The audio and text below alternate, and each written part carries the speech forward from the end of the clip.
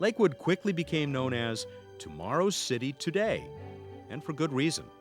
The first city council immediately implemented the highly innovative contract plan, a unique concept of providing basic public services while keeping both taxes and city expenses low through a series of contracts with county agencies and private firms. John Todd's vision of contracting city services as a cost-effective and flexible form of municipal government would become known as the Lakewood Plan. Lakewood was called the city without a payroll. An exaggeration for sure, but a valid comparison with all other city governments that exclusively relied upon city employees for almost all services. Under the Lakewood Plan, the City Council establishes policy, enacts legislation, hires the city manager and city attorney, adopts the municipal budget providing public services, adopts city laws known as ordinances, and oversees community planning and land use controls.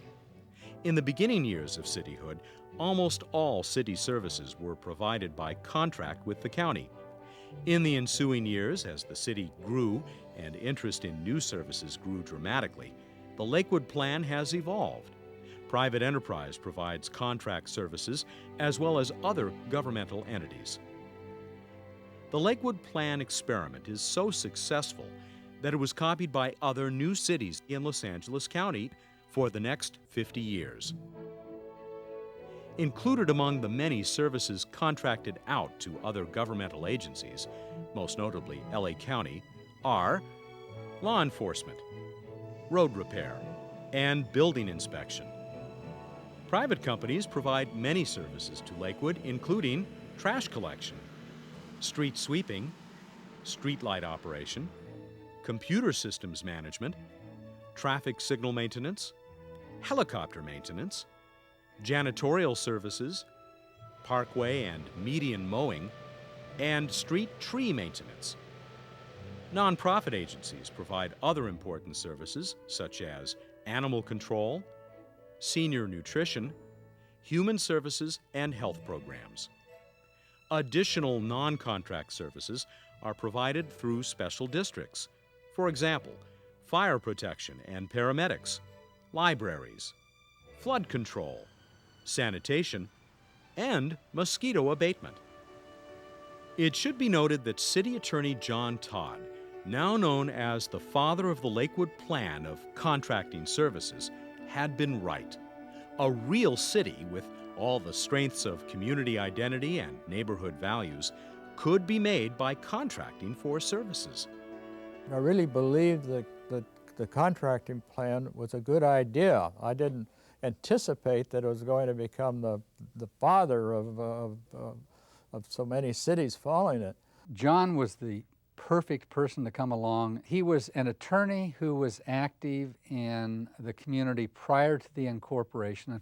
And then when he was appointed city attorney, he spent a lot of time with the County Board of Supervisors and County Council and other decision makers in the county on developing this concept. I mean, it was all brand new, and some folks said it would never work. You wouldn't have any money to do it. Well, he had to show how we would have money as an incorporated city. So there was a lot of unknowns about how that would happen, and he had this vision that it could work. Critics of the Lakewood Plan called Lakewood a partial services or phantom city, but critics couldn't fool the young residents of Lakewood, building, volunteering, working, and planning with their new city government, that Lakewood was a phantom. The year is 1955. Lakewood is growing. There is a need for planning future development and improving infrastructure. After many years of lobbying state legislators, cities begin receiving a share of state-collected retail sales taxes. Lakewood is able to maintain one of the lowest local property tax rates in comparable California cities.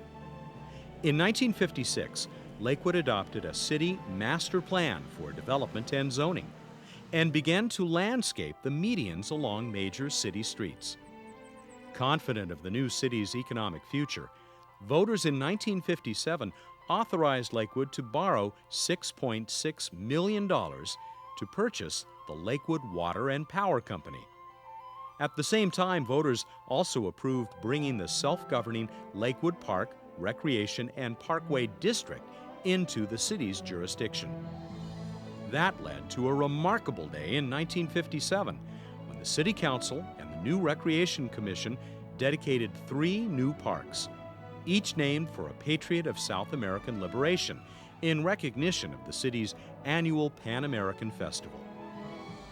By the end of the 1950s, Lakewood had evolved a government structure destined to successfully weather the challenges of the next generation. The biggest challenge? New pressures for additional services due to a dramatic rise in population with increasing numbers of young people. What had begun as an experiment in community building and self-government at the beginning of the 1950s would continue to flourish in the city's following decades. The hopeful promise of Lakewood was being realized in quiet, safe streets, bustling shopping centers, and a booming aerospace economy.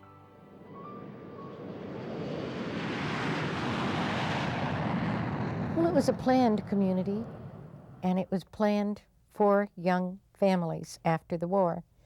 But as it grew, it adapted to the changes. And I just think it's a friendly community, and it's got everything you could ask for. The house we bought was owned by the original lady who moved in to the house when it was first being built. Our neighbor bought the house as the original owner. 5 other people on the block are the original owners. Their children have also bought houses on our block. And so now we've got 2 generations living on the same block because they like the community, they like the area. I came back here to Lakewood. You know, there's basically 3 types of people here. The people that have lived here the whole time, new people coming in, the people that have gone and come back. And I'm one of those. And I came back because this town still has the same feel that it had for me when I was a kid. And I didn't want my younger kids to miss out on that. It's what they do together that makes the community, and this community is built because it cares about people, and it provides for the elderly, it provides for the children, it provides the parks, it provides services that keep people happy, and it's clean. A great place to grow up. It was a great place to grow up, and it was a good group of people, middle class, working people, and good values. And I think it was a great place to, to call home. When we talk about how Lakewood residents overcame the conflicts and diversity of the past to build a successful, viable community, we should use that as a source of optimism. Not that the past is a rigid model that we must follow, but the past offers stories of optimism that can carry us through the anxieties and uncertainties of struggling with similar issues in the contemporary world. Optimism indeed. For the first 10 years of birth and growth of Lakewood never would have happened without optimism and the contributions of the founding leaders of Lakewood and the people who followed them.